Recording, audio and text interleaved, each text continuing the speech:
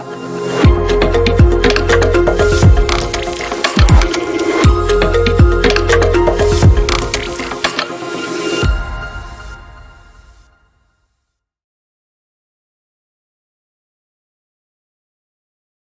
and welcome to this exclusive conversation on the budget 2022. Joining me now is Mr. Manish Gunwani, CIO, Equity Investments, Nippon India Mutual Fund. Welcome, Mr. Gunwani. Hi. If we talk about the budget, FM kept it very simple this time. No complex regulations, no more taxes, either on the labor or capital. We have crypto being taxed now. No excess populism ahead of the state elections that we have. Clear focus on investment, infrastructure, and digital. How do you rate this budget? And what is the growth strategy underlining this budget? So I think the fine print has not been as the headlines of yesterday. So I think this is a budget which is very balanced, which is good for macro stability because there's no there's no inflationary kind of spending.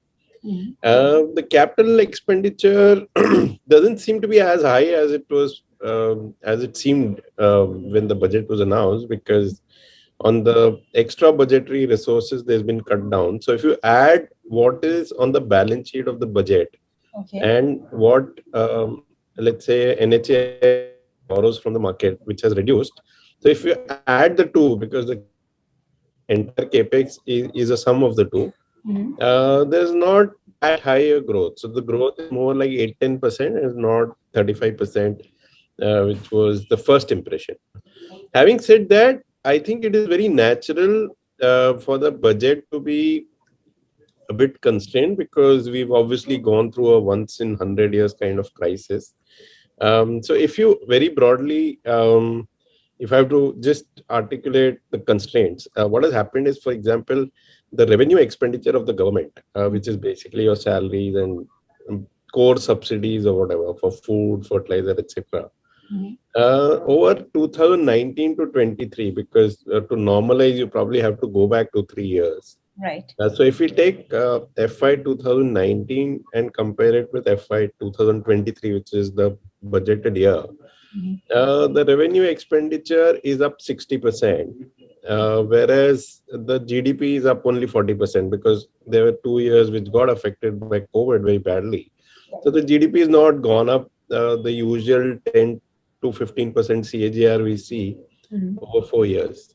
So the problem or the challenge for everyone is that the government's expenditure, and a lot of it tends to remain committed, because there are salaries, there are subsidies for very basic stuff, which can't really change year on year. They keep going up every year by 4-5%.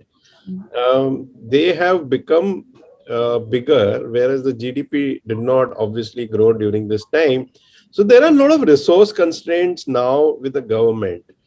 But I think if you go back to the business cycle bottom, let's say India in 2003 or US in 2009, what I'm trying to say here is that the fiscal deficit is always very big when the business cycle is at the bottom, when things are slow. Okay. And usually the way the fiscal deficit comes down is that the taxes gallop, because when a economy is recovering. So we saw that in 22, where taxes were much more than estimated. So I think the real positive thing about this budget is there are a lot of options. The fact that corporate tax, income tax, GST may overshoot budget estimates, the probability is very high. The divestment target is very low, so there is optionality on that also. And whatever, I think the extra revenue that comes in case this optionality comes through, I think that will be used more to spend on capex and social welfare. So I see this budget as a very safe budget, if you can call it that, where the revenue projections are, very sober, very conservative.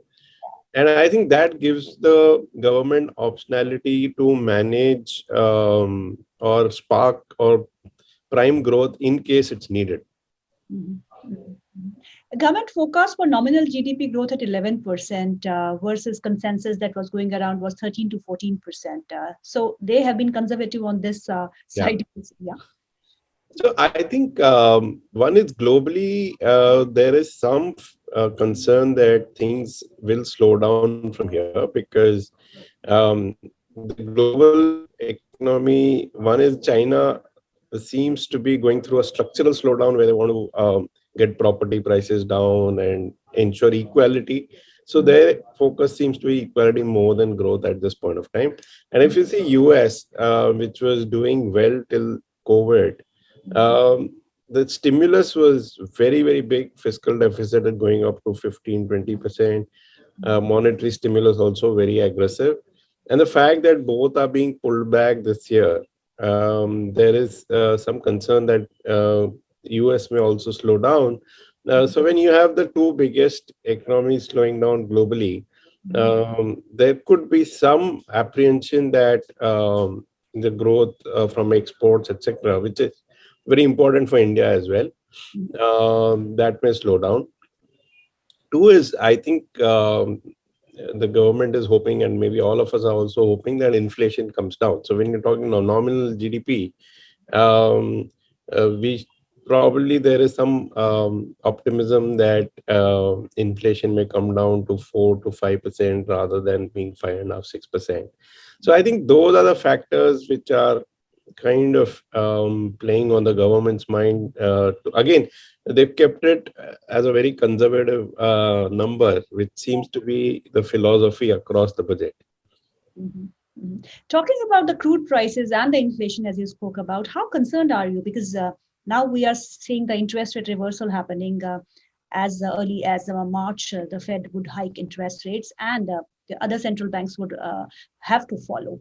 So, how concerned do you think that this kind of an interest rate reversal and high crude prices and inflation going up would deter the growth for our country? So first of all, I think in any normal business cycle, at the bottom, commodity prices are low, interest rates are low, inflation is low. And as growth picks up, it is normal for these parameters to pick up. So that is part of the course of a improving economy. But I agree that the crude prices seem to have gone up more than what a lot of us had estimated maybe about 6 months or 1 year back. The general impression is, from a long-term perspective, crude fair price is $70 to $75. We are sitting around 90 at this point of time. And the other part related to that is, if you see the trade deficit for last 3-4 months, it has been quite high. It's been more than $20 billion per month. Now, again, there's a bit of lumpy buying of gold due to festive season, etc. But I think that's the key number to watch, because I also expect exports and both goods and services exports to do very well. So it's not crude in isolation, because if exports are doing well, we can obviously afford a high crude price. But I'm waiting for more data. I think some of these lumpy things like gold, if they come down and trade deficit comes down below 20 billion per month, we should be fine. In fact, recently we've seen services export data become quite strong, and hopefully that should also contribute. We all know that IT services industry is doing very well. So if services export along with goods export ensure that the current account deficit stays below 2.5% of GDP, I think we should be fine. But yes, another $10 of crude can definitely be a challenge. So, do you think higher yields will make will reduce attractiveness towards equities, and there'll be a shift to debt? And will this accelerate the sector rotation?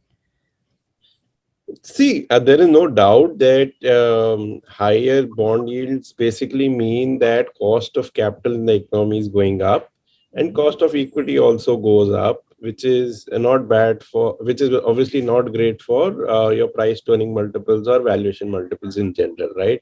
So higher bond yields definitely are a headwind for the equity market. But again, I think we have to look at it holistically, because as I said, as the economic recovery happens in a business cycle, you will see commodity prices go up, you will see inflation go up, you will see interest rates go up as well.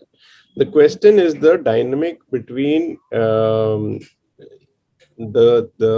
healthy EPS growth you see when an economy does well versus the price to earning multiple, which is coming down because interest rates are going up. Right. So the net effect, I think we're still positive that given that the economy after 4-5 years is coming back to normalcy in a sense, because even before COVID, we had US-China trade war, NBFC crisis, demon. We're probably seeing an economy normalizing after 5-6 years, and therefore the hope and our belief is that there's a lot of latent demand in the system. So basically, the way I see it is now the demand or the acceleration, the baton has to pass from the government to the private sector. And within the private sector, my sense is the top 10-20% households, I think they ideally should be the big driver of demand, because clearly after a crisis like the virus, the balance sheet strength is there only in the top 15-20%. The bottom half obviously have got impacted. The government has done what it can over last 2 years, and this budget, as I said, is a very controlled budget. They don't have, there are a lot of constraints for governments to stimulate. The private sector capex is looking very promising, but for it to hit the ground, maybe it will still take 6 months, 12 months, or maybe another 2 years. Obviously, there'll be growth, but because the base has shrunk over last 6-7 years, uh, its impact on the economy will probably be less than private consumption, which is 60% of GDP. So if that private consumption picks up, I think that is the biggest boost to GDP we should hope for in the next 1 year or so. In that case, Manish, do you expect that buoyancy that we saw in corporate tax collection in FY22 to really stay for FY23 and onwards? No, so we saw spectacular buoyancy. I think there will be buoyancy, but it will come down. The reason why I say that is if you see what happened over, let's say, FY20 to FY22, there was very polarized performance between the listed or the big corporates versus the unlisted corporates. So data on unlisted corporate obviously is not very easily available, but in FY21, for example, the listed corporate tax collection grew 10-12%, whereas the unlisted fell 30%.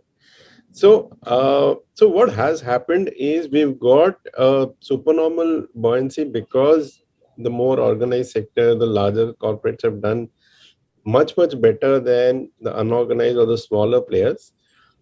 I think there'll be some sort of reversal in FY23 onward, because a lot of the smaller players will come back because the logistics, the supply chain, everything is easing out. So yes, I do expect buoyancy, but not the kind of buoyancy we saw in FY22. But I'm still hopeful that the strength of the economic recovery may help us overshoot the corporate tax rate, even the direct tax rate, even income tax rate. So which are the sectors that you're focusing on post-budget? So one part of generally the way markets work in a business cycle is, see, at the bottom, every stock is cheap broadly, right? But as the economic recovery gathers momentum, the earning upgrade, where the surprises in earnings come from, that narrows down a bit, because a lot of the consumer companies, for example, will see a lot of cost challenges because as commodities go up. And also from a valuation perspective, as interest rates are going up, if the stocks which typically have 50 price to earning multiple, 70 price to earning multiple, because as interest rate goes up, the price to earning multiples have to come down. So what we typically see in a full bull market cycle, from the bottom of where there's recession to the full peak of economic recovery, is that somewhere along the way the breadth comes down, because in the second phase of the recovery, typically only the cyclical stocks or the value stocks work. So I think we are partially kind of into that phase where I think the value style with and today value is in cyclicals. So whether it is banks with lower price to book, or cement, real estate, industrials, I think those are the sectors we are banking on for this year. One last question, Manish. How do you see cryptos being taxed at 30%? I think that's a big positive in the budget, only because I think even for the crypto industry, it's good to get clarity, right? So I think a lot of the people involved in crypto exchanges, etc., if you see the interviews, they're also happy that there is at least clarity, because till now the whole thing was working with fear that something may happen. And I think it's good that such a big activity is now everyone's clear what it is. So I think that is one of the big positives of this budget. Thank you, Mr. Gunwani, for your time. It was a pleasure speaking with you as always. Thank you so much. Thank you. Investments in securities market are subject to market risks. Read all related documents carefully before investing. Subscribe to our YouTube channel and click on the bell icon to never miss an update from ICICI Direct.